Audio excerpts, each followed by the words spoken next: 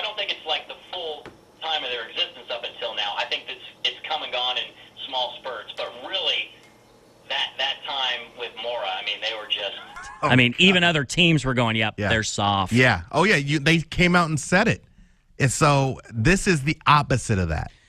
We've got one of our celebrity callers on the line, Slick Hawk, the esteemed, the one and the only Commando Dave. What's up, Commando? Hey, you guys. Good to see you. Good to talk to you. First, how you doing, Captain? I'm doing great, man. Long time no talk. Where you been? Yeah, man. I've been here, there, and everywhere. I'm always listening in. Man, first, let me just say this right off the bat. I'm a big Elise and Jerry fan. I watch every day on Comcast. Hell, I've been a big fan of Elise Woodward since back in the day when she was Madam E at night and putting a 9-inch husky heel in David Locke's fat ass.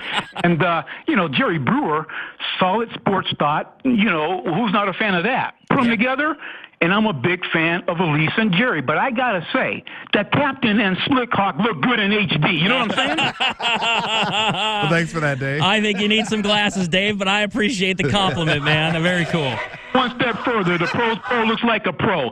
Now, Captain, 14 years ago, in the midst of the NBA lockout, man, I launched WeTheFans.com, the official sports fan union, fighting for the rights and demands of sports fans since March of 1999. And you're captain of Chopper 950, and I'm point man of the Fans Revolution. Now, you mentioned Kevin Durant early in the show, along with saying that Seattle doesn't like to talk about the NBA unless it has something to do with Seattle. Well, here you guys go, and Seattle Sonic fans had better sit down because, see, to me, July 2nd has always been the most unusually ironic date in Seattle sports history. You add the year 2008, and the significance is a dead giveaway. The infamous day that the mayor of Seattle and the city council stood smugly in front of TV cameras at City Hall with the Key Arena in the background and the picture of Seattle Center proudly as they announced that they had accepted a buyout of the arena lease, thereby allowing the Seattle Sonics to officially go east and become the OKC Thunder as we know. Did I say most unusually ironic? I meant most painful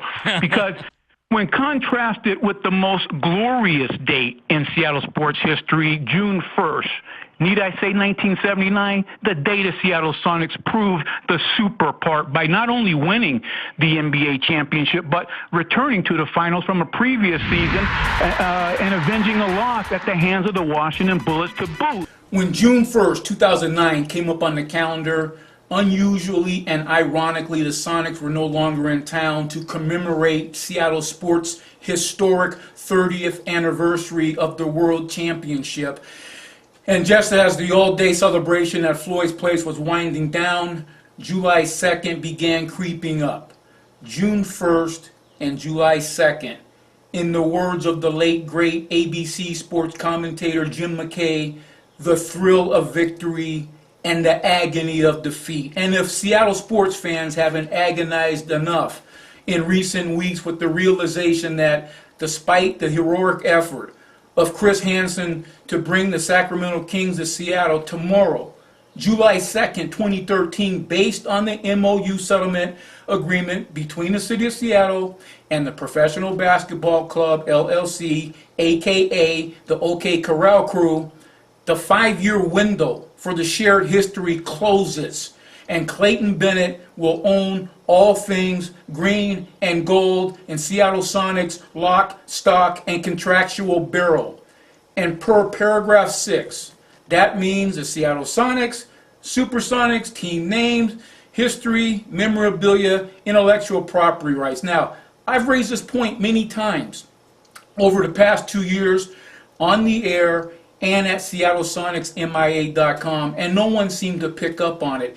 Even the mayor, when I asked him point blank on Softy's show. Thank you, Softy. Mayor McGinn, an honor to talk to you, sir. Just a quick question on what you were talking about when Chris Hansen approached you. I wanted to find out, how can Chris Hansen, the guy, contact your office to build an arena for the return of the Sonics, and neither you nor the city attorney nor the city council, which unanimously approved the MOU settlement agreement dated July 2nd, 2008, between the city of Seattle and Clayton Bennett's group, not point to the fact that the settlement agreement authorized by your predecessor. Now, Mayor, I know you weren't in office at that point, but the agreement seems to still be in effect, and its negotiated terms seem to dictate where that discussion starts, where it goes, and how it gets there. Most notably, Mayor, paragraph 6, which points out a renovated Key Arena as the terms by which an NBA team in Seattle can be called the Sonics.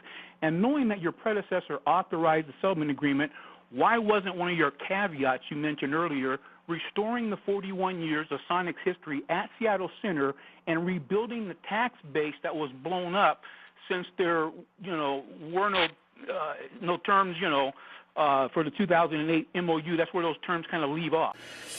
And he and the councils went along as if Chris Hansen's MOU superseded the MOU from 2008, but it's the other way around.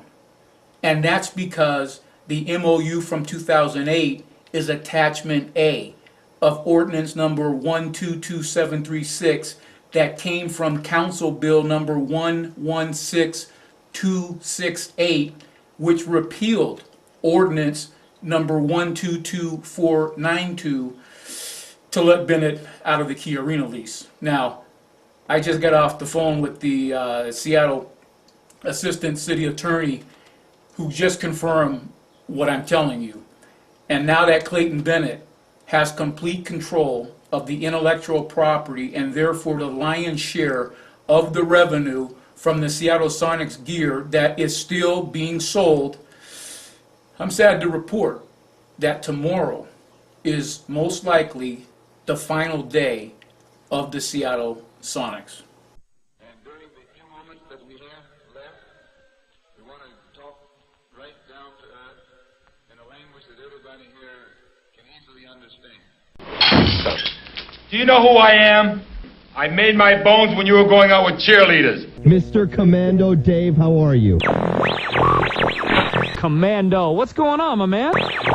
Commando Dave. No, I mean, he's just trying to be fun. He's not lazy, though. He's the hardest working guy. He works harder than all of us combined. The voice, unique, interesting, and often controversial. Excuse me while I whip this out. He definitely brings some great points. Commando Dave said. Great comments, Commando.